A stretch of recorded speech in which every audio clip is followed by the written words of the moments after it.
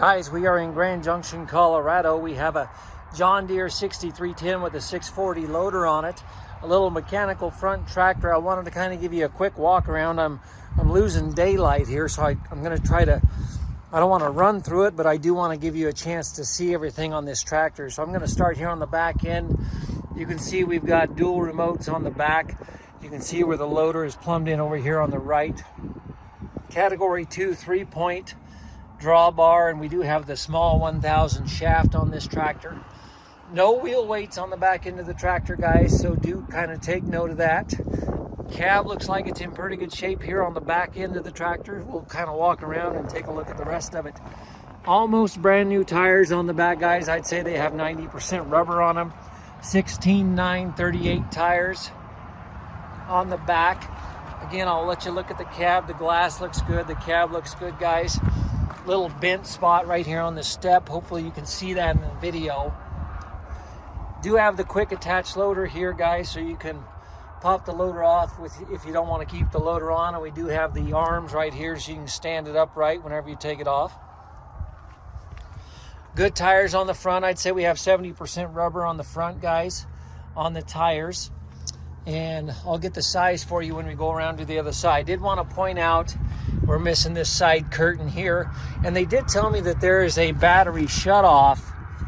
Might be on the other side, so I think we have a slow drain on the battery on this little guy, but I'll make sure that we verify that whenever we put the listing up. It's got the quick release pins here if you want to change out the bucket. I'll measure the bucket, guys, and put it in the listing. It's either a 7 or an 8 foot bucket. The cutting edge on it looks like it's in pretty fair shape, actually. The bucket is not all beat up. Pretty good shape on the bucket overall. And here's what I was telling you. We've got us a cutoff switch for the battery right here. So again, I think we must have us a slow drain on this battery on this tractor, which is why they put that on here. 340/85R28s. 340/85R28s, guys, on the front. And again, I'd say 70% or better rubber.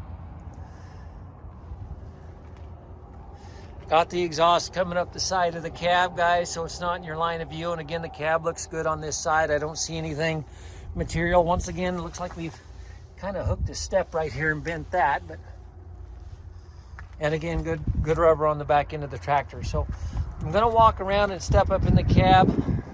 I have not started this tractor yet, guys. They did have it running before I got here, so the little tractor should start right up. Give you kind of an idea what the operator station looks like. The seat looks like it's good.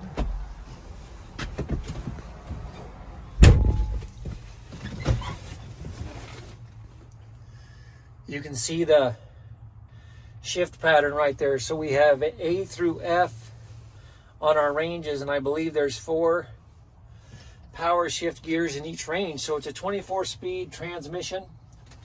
We do have the left-hand reverser. So if I'm not mistaken, I think that's a 24-speed power shift with the left-hand reverser on it.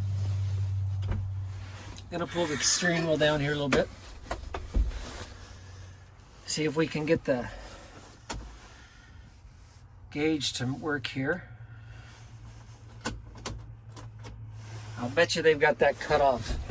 Give me just a second here, guys.